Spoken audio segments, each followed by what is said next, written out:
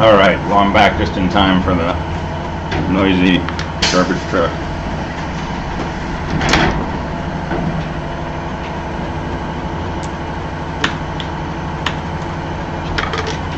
Alright, so I double checked and the default access bit value that the assembler is going to use is actually a 1, which is why I put these in parentheses. So that's going to be a 1, which is going to make this a 5180, and this a 2581, and this a 6F82. All right, but anyway, I've taken this code and I've put it into an assembly program, right? Don't call your variables A, B, C because some of those values are reserved. A in particular has a special meaning, so I called my variables A, B, B, B, C, C, C. But pick better variable names anyway. Pick meaningful names. But you know, move F A comma 0, add WF B comma 0, move WF C. And the assembly language that translated into the machine code 5180 and 2581 and 6F82, right, which was what we came up with, 5180, 2581, and 6F82. These values right here. So this assembler is just doing this manual process of taking your instructions, looking them up in this table, filling in the values for D and A and for the F bits. Okay.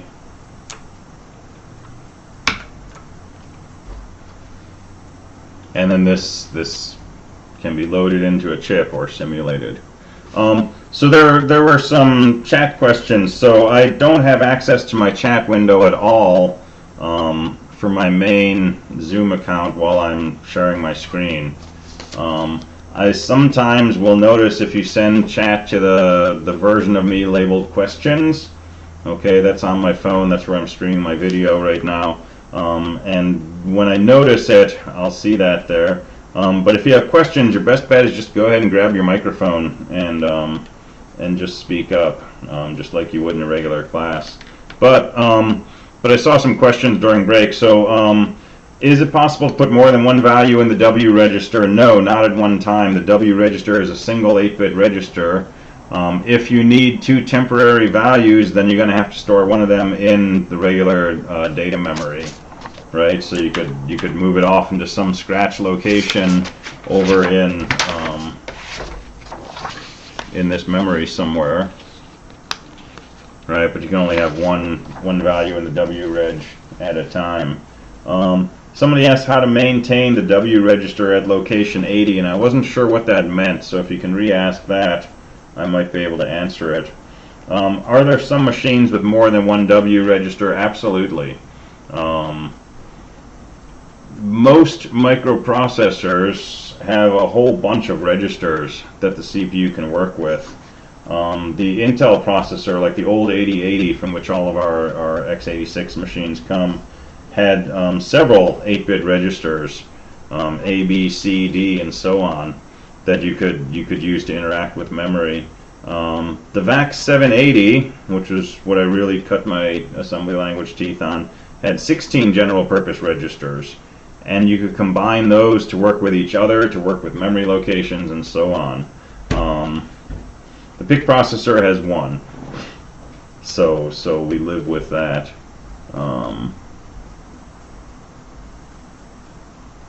And then a couple of other questions. Is the purpose of the W register saving data from the memory? Yeah, basically. Basically, we have memory locations that we want to hold on to somewhere, so we can combine them with another memory location, or save it to do something with a little while later. That's what the W register is used for. And then, is a clock tick necessarily represented by a line of code? That's a really awesome question. In general, one instruction, one clock tick. But there's a lot of different clocks that we can talk about. We can think of an instruction cycle and we can say that one instruction generally takes one instruction cycle. But there are exceptions to that. And we can actually find that in table 20-1, this column labeled cycles. That's how many instruction cycles an instruction takes. So an add W to file register takes one cycle. A clear file register takes one cycle. Increment file register takes one cycle. This move FF takes two cycles. What does move FF do?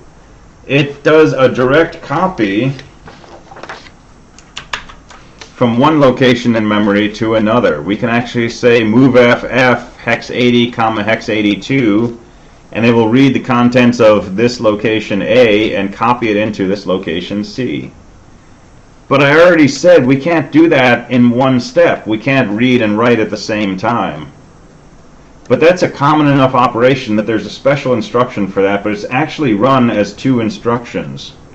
Right? Internally, it will take one cycle to read this and save it somewhere else in temporary memory, not in W. And then in a second cycle, it will take that and write it into C. So it's really doing move A into W, move W into C, but it's not using the W register. It's using a different file register. And that takes two cycles, and that's what this 2 right here is. And so most instructions take one. A few instructions take two. A call instruction, for example, will take 2 cycles. But then there's a bunch of instructions that take, 1 or 2 or 3 instructions, right? Depending on who knows what. We'll talk about that. And that starts getting into deeper aspects of computer architecture. But these will take a variable amount of time, depending on what the circumstances are. But roughly speaking, we can think one instruction cycle per instruction. The secret, though, is that that's actually never true. It actually takes 2 cycles for one instruction. But we use a trick to make it look like it's only taking one instruction. That trick is called a pipeline, and we'll talk about that in another class. But that's a key to high-performance computer design, is pipelining. So yeah, for now, one instruction cycle or clock tick per instruction.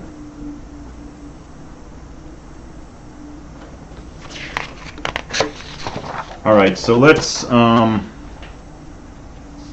look at some of these byte-oriented instructions. So add WF we've already played with.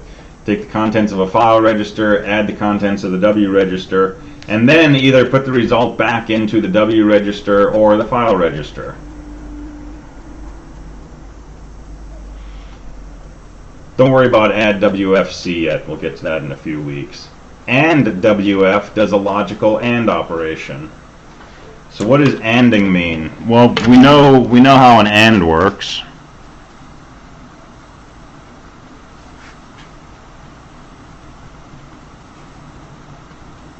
Right, a logical AND will give us a 1 if both inputs are a 1, otherwise it gives us a 0.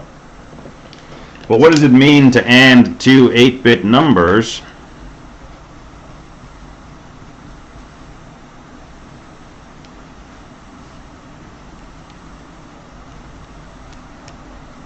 Like this.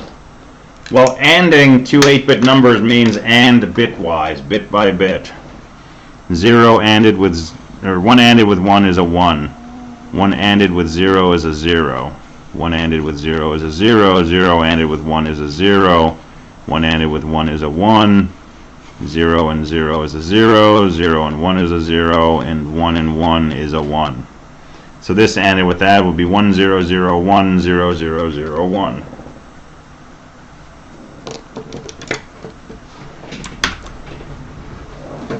Clear F just loads a 0 into a file register.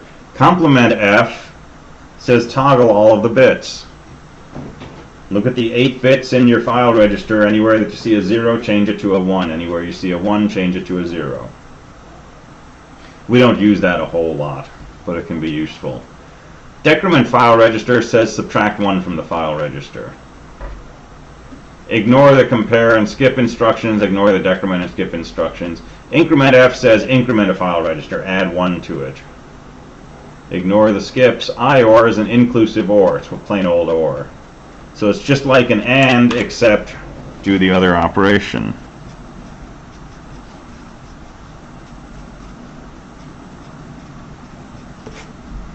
right? So 1 and 1 over 1 is a 1, that's a 1, that's a 1, that's a 1, that's a 1, that's a 0, that's a 1, that's a 1. There's an inclusive OR.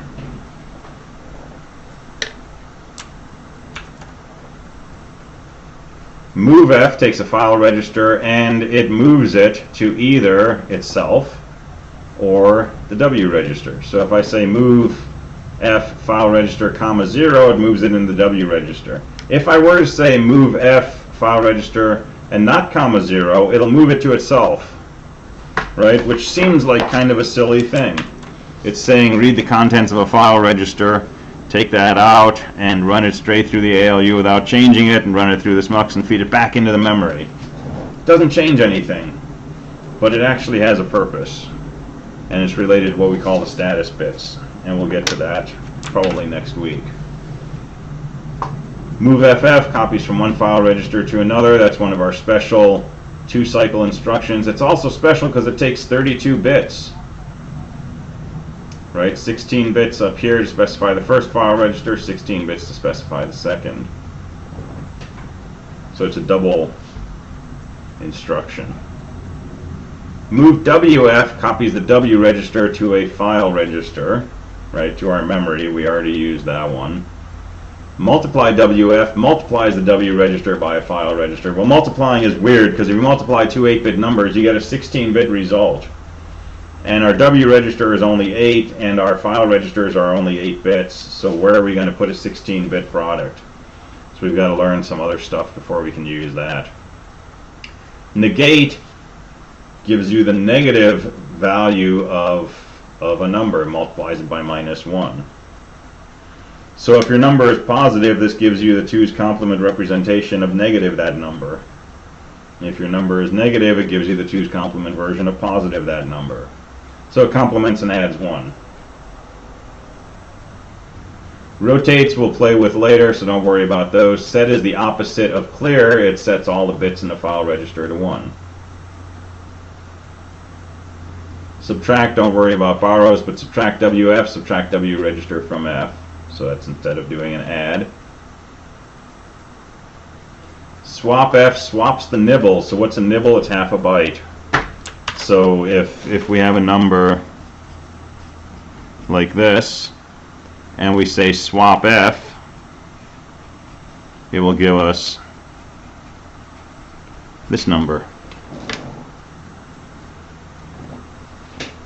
Why is that useful? Because sometimes we want to deal with an 8-bit chunk as a number. Sometimes we want to deal with it as 8 individual bits. Sometimes we want to deal with it as 2 4-bit chunks, 2 of these nibbles, right? And this is a nice way to take this upper nibble and move it into the lower position so that we can do some work with it. So we'll see some uses for that later. Ignore the skip instruction, and then an XOR WF is just like an AND or an IOR, but it does an exclusive OR. So think of the XOR truth table. It basically gives you a 1 if the 2 bits are different, a 0 if the 2 bits are the same. And that's it for byte-oriented instructions. But we can do a lot with that.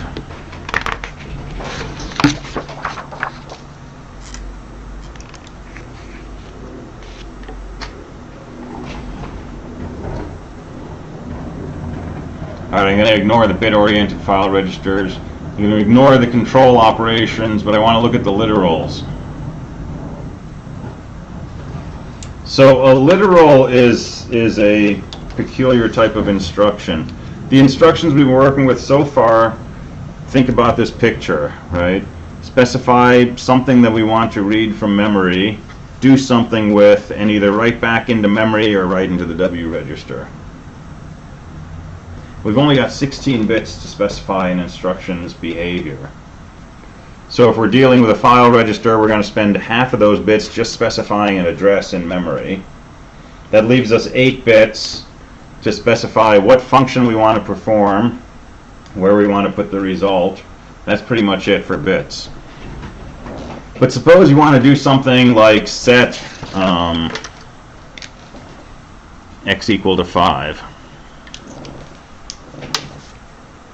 there's nothing we've described so far in these byte-oriented instructions that would let us set x equal to 5, except maybe clear file register x and then increment it 5 times. All right, but if I want to set x equal to 55, well, that's a really hard way to do that. So it's useful in most assembly languages to have a way to specify an actual number rather than an address. Because if I say something like move file register 55, comma W, that doesn't put a 55 into the W register. That reads memory location 55 and puts its contents into the W register. And what I want to do is not copy file register 55, I want to copy the literal value 55. And there's a way to do that, and it's called a move LW 55. So move LW says take this actual literal value 55, copy that into the W register. And there's a whole set of these literal instructions. So move a literal into W, add a literal to W, and a literal with W, or a literal with W, XOR subtract. Those are the main ones. So if I want to set x equal to 55, what can I do? Move literal value 55 into W, move W into file register X. 2 instructions.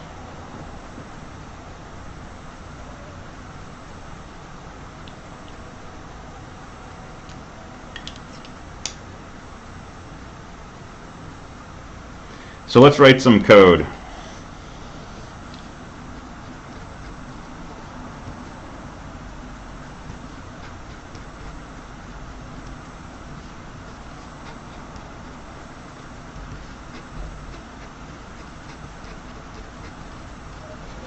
Let's do this. Let's set number 1 equal to 5, number 2 equal to 2, and then number 3 equal to the sum of number 1 and number 2.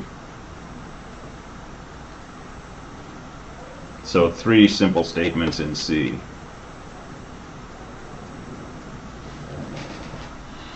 All right, first thing you got to do, you got to figure out where am I going to store these numbers in memory. It's your memory. You can use pretty much any of these 256 locations any way that you like.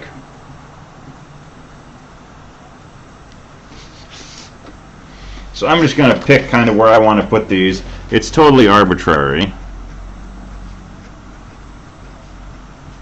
So let's put number 1 at location 80, number 2 at location, I don't know, we'll just go at location 82, and number 3 can go at location 84. Normally I'd do 80, 81, 82. I don't want you to think that's mandatory. So I'll just put them in random locations. Alright, so how do I set number 1 equal to 5? It's going to take a pair of instructions. Somebody tell me what I should do. I'll write the comment.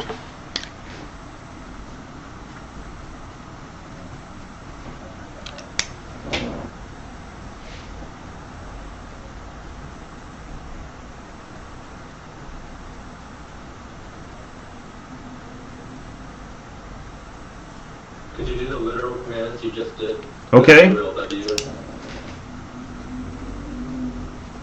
So move LW 5.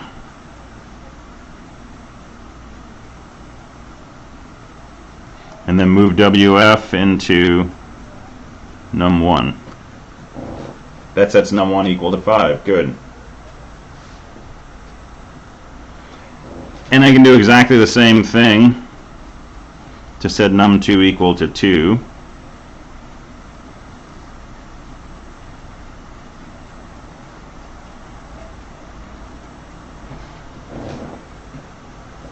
And now I want to do that addition.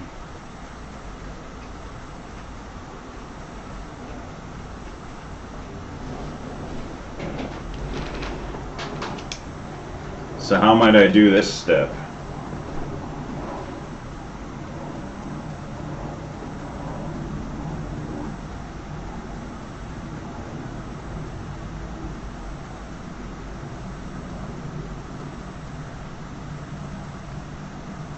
You've got to put one in the working register, right? Okay, which one should we put in the working register?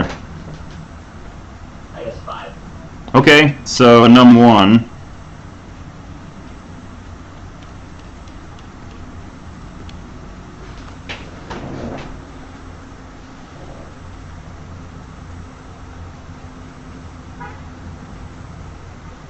Alright, so number 1 is in the working register, and then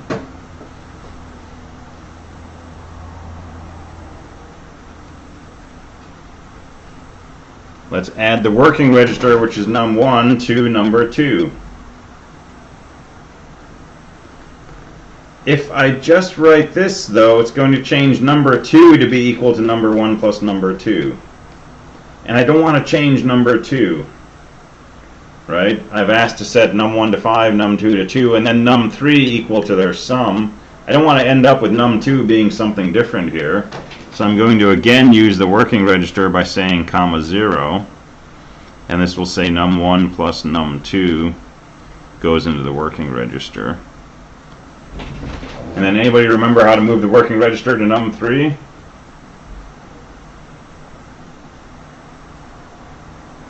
Move WF. Perfect.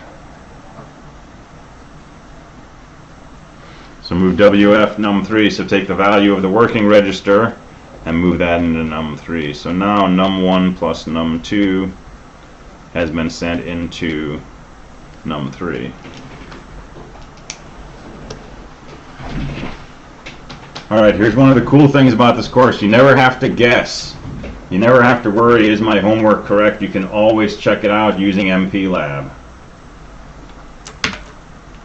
So let's go into MPLab, let's write some code.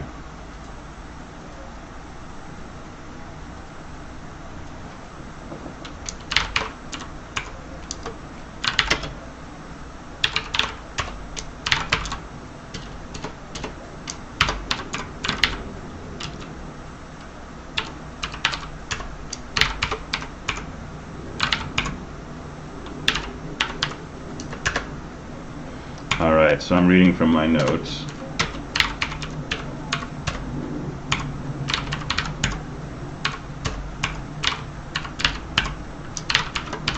So MPLab, names like num1 are case sensitive.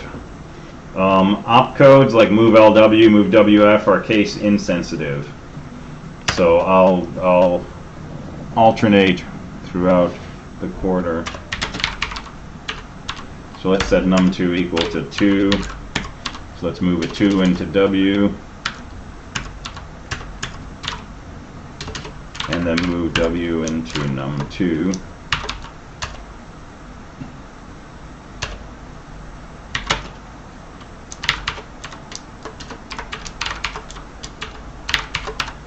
And now let's do our addition. So let's move num1 into 0.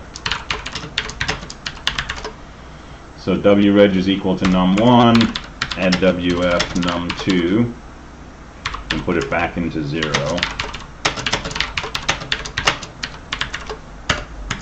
And then move WF into num3.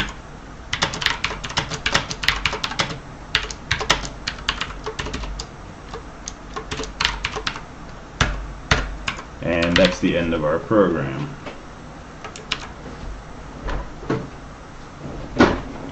Alright, so let's assemble that.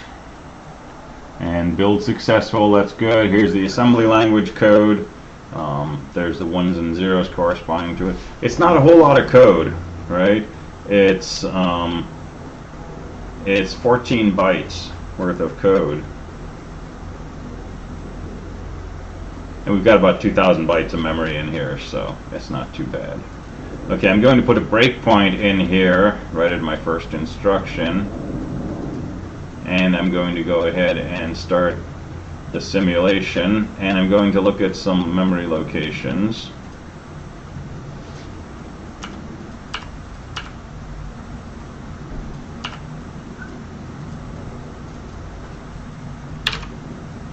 So I'll look at location 84.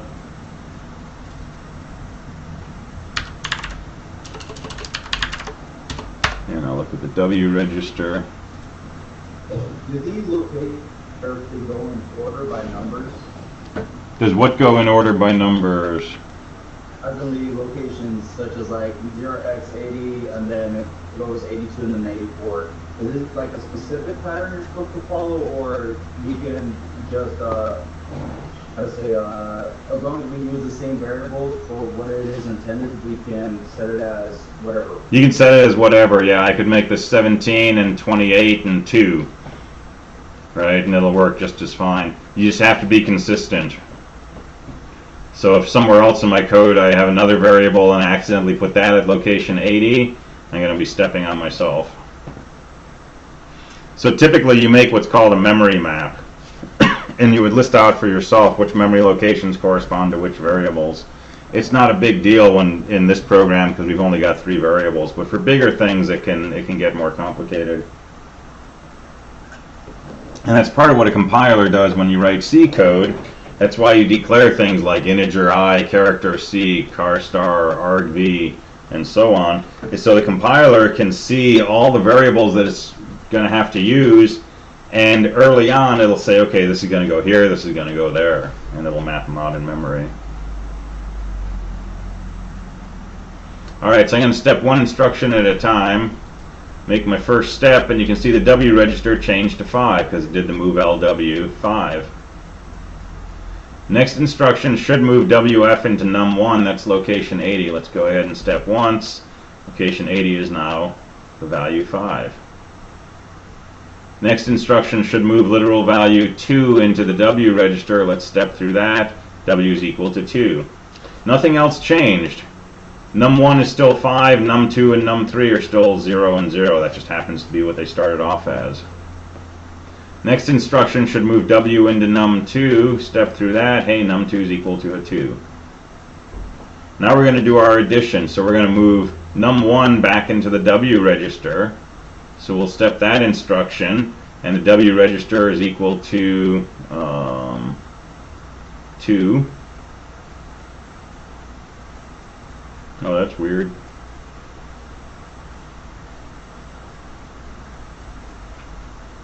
I typoed. So this should be move F num1 comma 0. So I was expecting that num1 would go into the W register while num1 is 5 and the W register is equal to 2. So right now I know there's a problem with my code. Right? Now if I had just written this code and turned it in, and my teacher was grading it carefully, they would have said, oh, that's a mistake right there, right? But you can test the code yourself by running it through the simulator. Now if I just ran this and I got to the end, I'd see that num3 was not correct. I'd go back and I'd run through and I'd check carefully each instruction, and at this point I'd say, okay, num1 should have gone into the W register, that didn't happen. Something's wrong with this instruction that just executed. And you go back and you check your notes and so on, and you say, oh, that should be a move F. Alright, I planned that. No, I didn't. So we'll change that to move F. We'll stop our debug, we'll reassemble, and we'll re-execute. And we can go a little quicker this time. So we'll move a 5 into W, move that into num1, move a 2 into W, move that into num2. Okay, now I expect to move num1 back into W, which means W should change to a 5. That looks good. W is a 5. And I'm going to add num2 and put the result back into the W register. So W should change to a 7. 5 plus 2. There's our 7. And finally we'll put W into num3, and this should become the sum of 5 and 2. There's our 7. Our code works.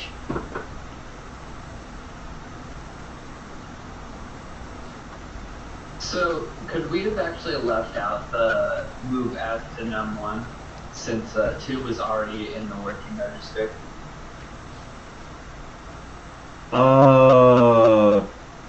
So this instruction right here, you mean? Yeah, so number 2 is already in the working register when we did that. Mm-hmm. Could you kind of just use that and like skip a step if we wanted to? Yes, so we could have said, at this point, we could have said W is already equal to num2. We could have gone directly to add WF num1 comma 0, move WF num3. And that's an interesting observation, because a really good compiler would do that for you, right? So if we were writing C code to say num1 equals this, num2 equals this, num3 equals that plus that, a good compiler will take advantage of the fact that we've already got W set to the value of num2, and it would say, oh, I can just add num1. A really cheap compiler won't. Okay, and compilers come in different grades. There's free compilers you can get for MPLab. There's expensive compilers. And so compilers will do things like optimize. They'll take advantage of things like that to cut down on the number of instructions. Remember, if each instruction takes a clock cycle, this whole set of code is going to take 1, 2, 3, 4, 5, 6, 7 clock ticks. If we do this, it's only going to take 6. It's running 14% faster now. Not a big deal unless this is sitting in a loop that's going to run 1 billion times. Not a huge deal. And the other comment to make on that observation is, in general, there's a lot of ways you can write code. Right? We could have just as easily done move num2 into W, add num1 into W, put the result into num3. Or we could have said move ff num1 comma num3, move num2 into W, and then add WF to num3. Right? There's a lot of ways you can do this, and that's part of the fun of it, is sort of finding your own style. But whatever way you decide to implement the code, right, pop it into the debugger. The more you do this, the quicker you'll get at it too. Right? It's kind of a pain to set up a new project and pick 18F1220, and you got to remember to do this include and all this stuff. But after a while, it gets really quick, and you just have kind of a project you keep around for debugging, and you can just come in here and you just hack out all this code and start typing in your new code and go to town like that. And then if something's wrong, you can usually pin down exactly where it is, because you can look at everything that happens in each instruction. So this is like quintessential debugger.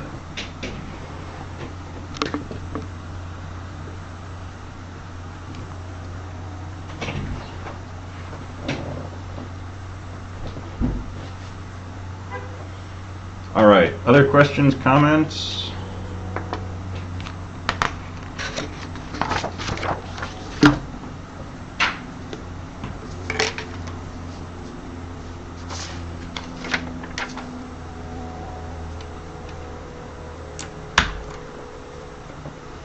All right, so mostly we're going to have to use literals, and we're going to have to use these byte-oriented instructions for the first homework set. I'm going to post some homework right after class. It's probably going to be the first 9 questions from the homework list.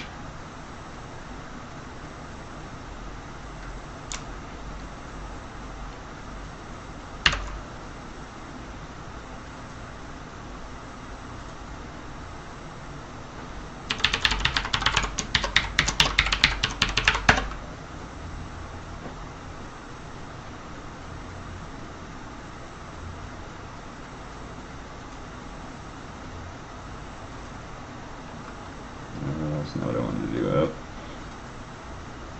I hate slow web pages. Alright, hopefully I didn't actually unpublish the course just now.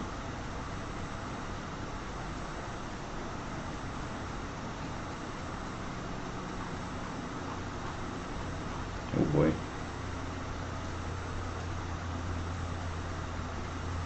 Come on. I'll just go to the source. Alright, I just wanted to pull up lab 1.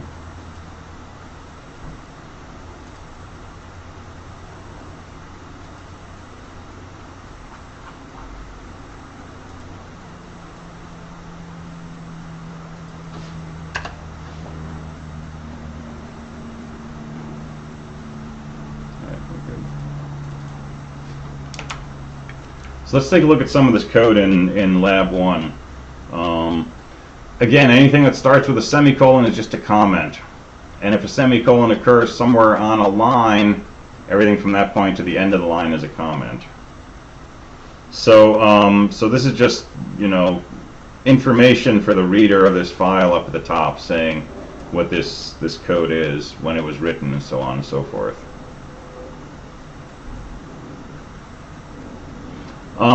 List P equals 18F1220. Don't worry about it for now. We just always put this in the top of our code. Radix hex. So in our code, sometimes we'll type a number like 55. And what does 55 mean? I mean, if we're driving, it's 55 miles an hour, right? But this could be the decimal number 55. It could be the hexadecimal number that looks like this, which would normally be 55 hex. It could be an octal number.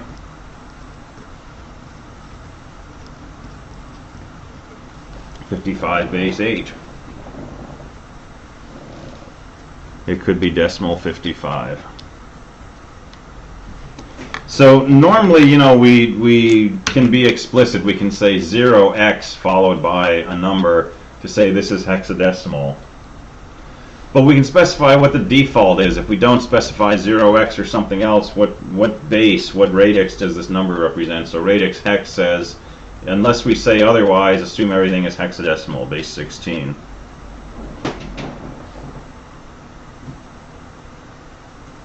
All right, we'll talk about the Watchdog timer and oscillators later when we talk about timing, but for now, just type this line verbatim. Okay, these are setting up symbols. These are like pound defines in CSE 121. Anytime I say port A, it's the same thing as saying 0xF80.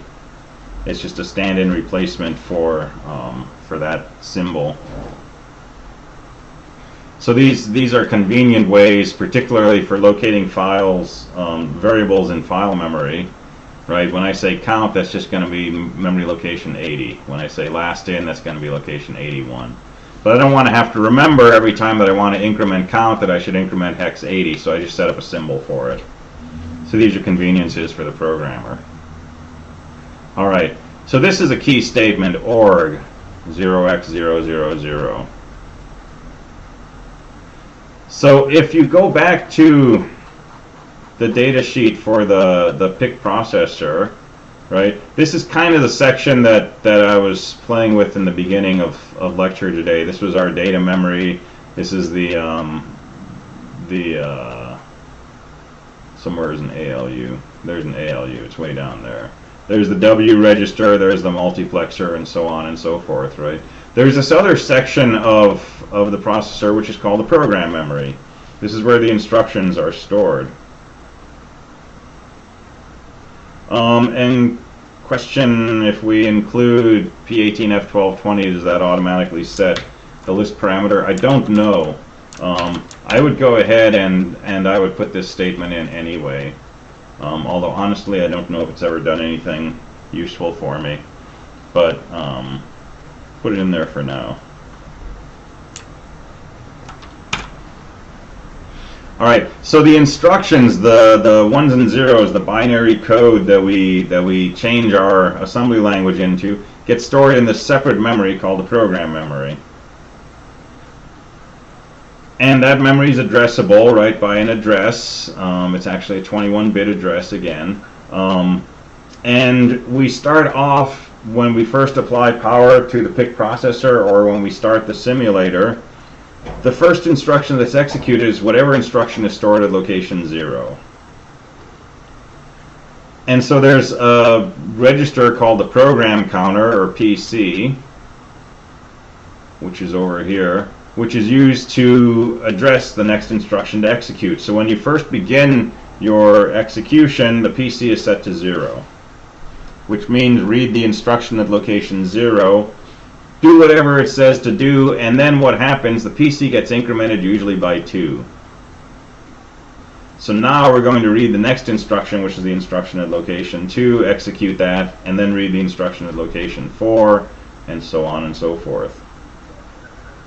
So these instructions that we're writing, they ultimately end up being, just patterns of bits, but we have to say where should these be stored in memory. And more often than not, we're going to begin by storing these in location 0. So that's what this org statement says, is start storing at location 0 in this case. But if for some reason we wanted to place something somewhere else in memory, like location 18, we could say org 18. And we'll see why when we get to interrupts. But for now, just always set that to org 0. And then we have instructions. So clear F port A, clear F port B. Well, port A and port B have been set up to be these special locations that we're going to talk about next week. But these are basically ways we can get in and out of the chip. These locations actually correspond to pins on the outside of the chip. But whatever they are, this instruction is setting it to be all 0. This instruction is setting that port B to be all 0s. This is moving 7F, that's a 0 followed by 7 1s, into the W register, and then moving that into another register called ADCON1, which has been set up to be at this location in memory. And there's a reason for that we'll talk about next week also. Same thing here, we put a 0 into W, move that into tris B, put a 1 into W, move that into tris A. And for now, just think about it as we're setting these memory locations to these particular values. And now we move a 0 into W, and we put that into the file register we called count, and then we immediately also put it into this register we called last in. So here's one of those sort of optimizations, right? We're setting count equal to 0 by doing these two instructions, but we're also setting last in equal to 0. Now a really weak compiler would have said move LW 0 right here and then copy that into last in, but the person writing this, which was Izad, already knew that there was a 0 in W, so we pushed that into last in too. And now we start doing some unusual things. We move port A to the register input, so we're copying from one location in memory to another. And then we move input into the W register. And then we XOR the W register, which is input, with this other register called last in. And then we AND, and we put the result back in W, and then we AND that with the number 1. Well, the number 1 is this. Well, what happens if I AND something with this number? Let's suppose I have a number 10110111, and I AND it with this. I get that. But let's suppose I have a number like this, and I AND it with this.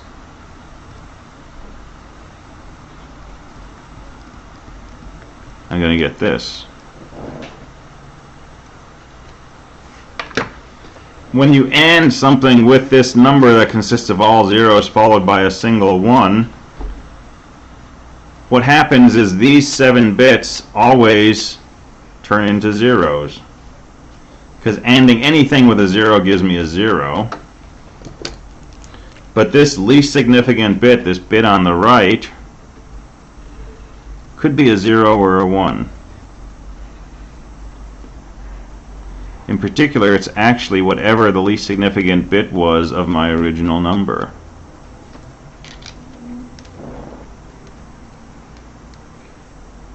Pick some 8-bit number. It doesn't matter what those first 7 bits are. The last bit, if it's a 1, the AND will end up being equal to exactly 1. If that last bit is a 0, the AND will end up being equal to 0. This is something called a bit mask.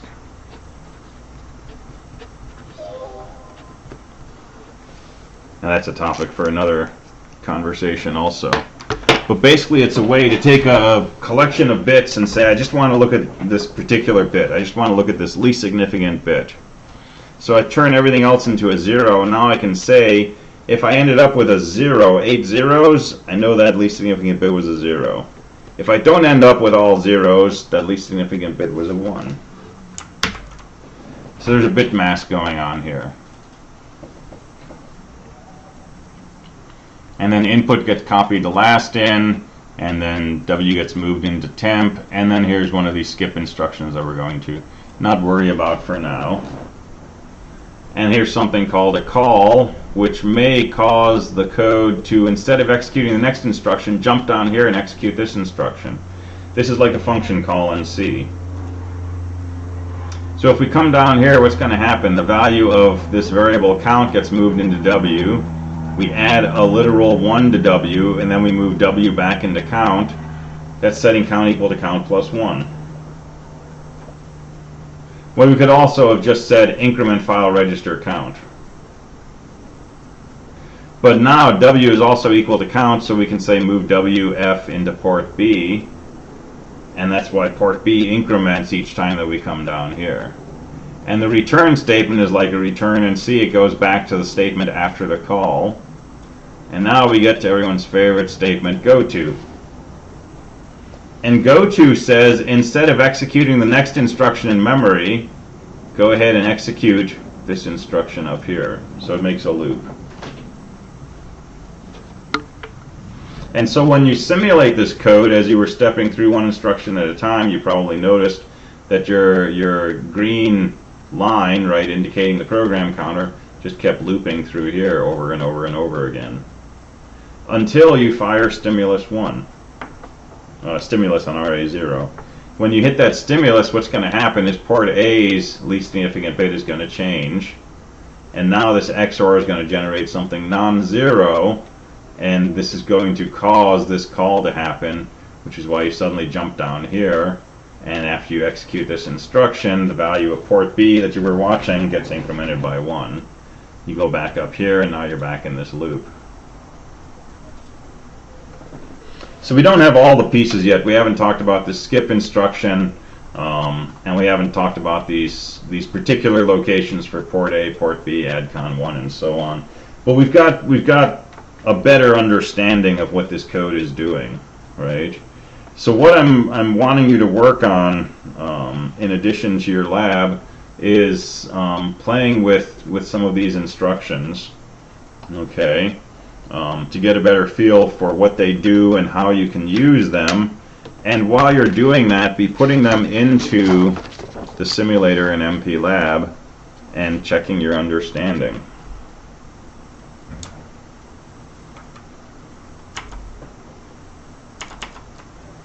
So let's take a look at some homework.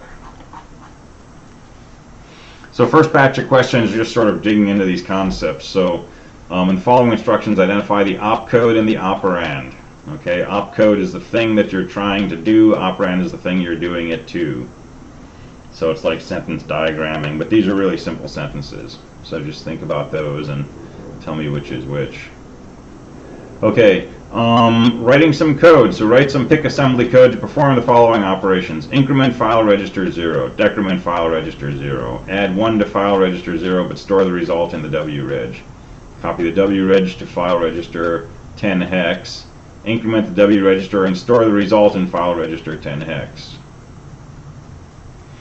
Alright, so play around with those. Those are, you know, along the lines of the things we've been doing so far. But you know, you can put these into a simple assembly language program and simulate it and see what's going on. And in your simulator, by the way,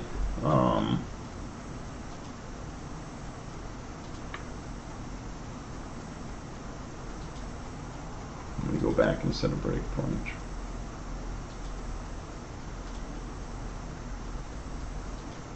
I think this works.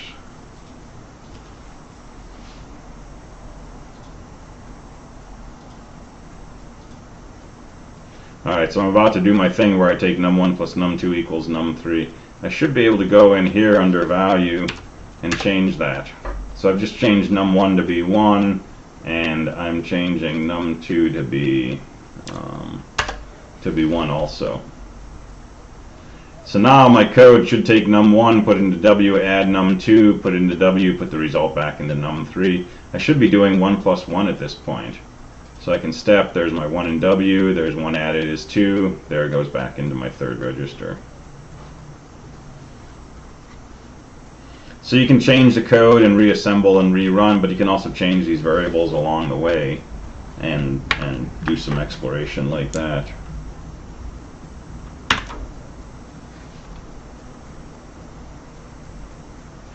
Alright, write some pick assembly code to increment W register and store the result back in the W register. And you may need a temporary location to work with. If you do, use file register 7F. Add the W register to file register 35 and save the sum back in file register 35. Add W register to itself and store the result in 37. Add 2 to register 88 and save it back in 88. How many instructions would it take to add 9 to file register 88? So those are just playing with some of these instructions, right? Get your hands dirty with them. Question 8, try converting these things into machine code. Okay, so assume the access bit is 1. And if these instructions say comma 0, that means the destination bit should be a 0 because you want to go back into the W register. If there's no comma 0, like increment F 0x40, assume the destination bit is a 1, which means right back into the file register. So we don't need to know what these instructions are doing, we just need to be able to follow this table 20-1, right, and fill in the pieces for each of these instructions.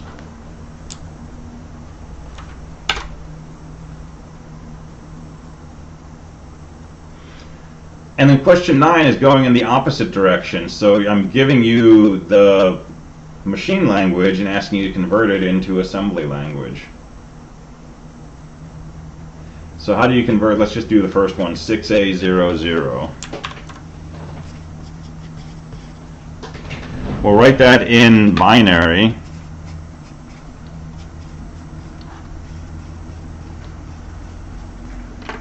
So 0, 1, 1, 0, 1, 0, 1, 0, right? And remember, hex to binary, just take each digit, write a 4-bit pattern corresponding to it. In binary hex, break it into groups of 4 and write the bits corresponding to each digit. So now you pattern match. You go through your table and you look for something that starts with a 0, 1, 1, 0.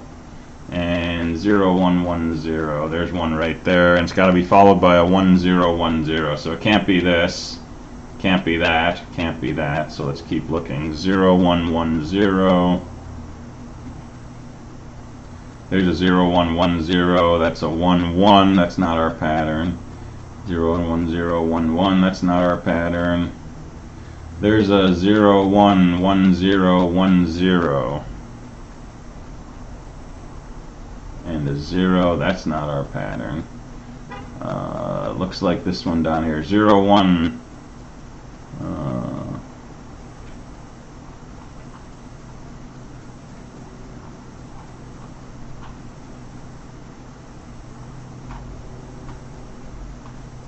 Alright, I probably missed it. If someone finds it before I do, speak up. 0, 1, 1, 0, 1, 0.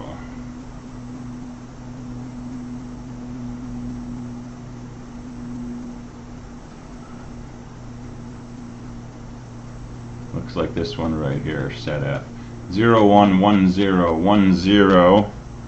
And then, no. I think it's Is it clear F? Clear F, that sounds familiar. 0, 1, 1, 0, 1, 0, 1. Good, thank you. So 0, 1, 1, 0, 1, 0, 1, and it matches this as long as A is equal to 0. So this is clear F. A is equal to 0, and these low 8 bits, this F, that's got to be equal to 0, 0.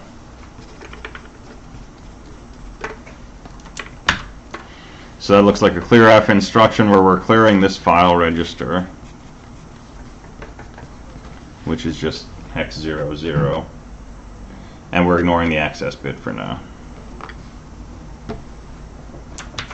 Alright, so that first 16-bit pattern corresponds to clear F0. And a lot of these, you know, if this is a byte-to-byte instruction, the file register is going to be 1 hex. This one, the file register is going to be 92 hex. This is going to be 89 hex, right? Because those low 8 bits are usually the file register, and that's just the low 2 nibbles of your hex number. There may be some questions in here, some pieces of this that correspond to instructions we haven't talked about yet. In particular, these bit-oriented file register operations. I think I might have 1 or 2 in there. But see if you can do those also, right? If you can match this pattern up here, figure out what the 3 B's are, right? And turn that into a number. So if that's 101, that's just the number 5. So just write a 5 for B. But I won't grade the bit-oriented ones if I had those in there. So this is all just going through and matching the patterns from here to table 20-1. And it might help you to look at figure 20-1, which shows you the templates for your different types of instructions. But usually you can just go straight to the table and look for a pattern. Alright, question 10 deals with the access bit, which we've been skipping, so do not do question 10. So we're going to do 1 through 9, and then let's do 11, 12, 13, 14, 15, 16. Yeah, we'll do 11 through 17. All right, and some of these questions are thought-provoking. Some of them are pretty straightforward. Some of them you have to think about. Like question 17, there's nothing in the data sheet that's going to tell you the answer to this. This is kind of an open-ended think about it question, right? And I'm probably not just going to grade one question for this homework, and if I do, it's not going to be something like question 17. It's going to be something, you know, along the lines of what we've been talking about for 2 hours now. But I'll probably grade a bunch of these questions just to get some different types. But do the best you can. So work on these questions. I'll post this on Canvas, 1 through 9 and 11 through 17. Work on those for Tuesday. Okay, so that Tuesday in class we can talk about problems that people are running into. I can give you some help. We can talk during lab hours Tuesday, and then after Tuesday's done, you can write up whatever problems you weren't sure how to finish and then turn them in by Thursday. Does that make sense?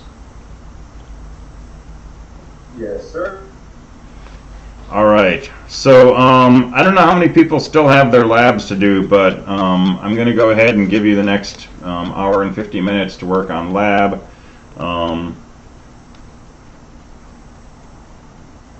And I'm going to try to keep my phone on my Zoom session. I'm going to open my office hours session on my laptop. But I'll try to keep my office hours open on Zoom. If for some reason you don't find me in the classroom Zoom, find me in my office hours. Okay, which you can also get to from, oh, I should change that up.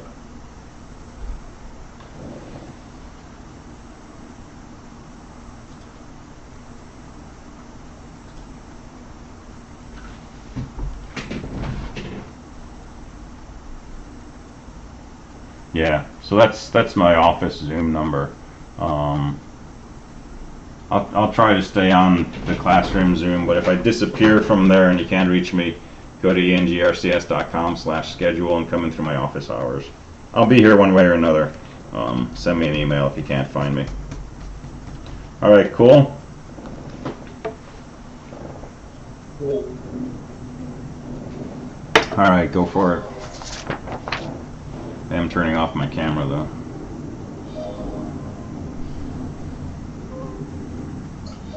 Have a nice day. Thanks, you too.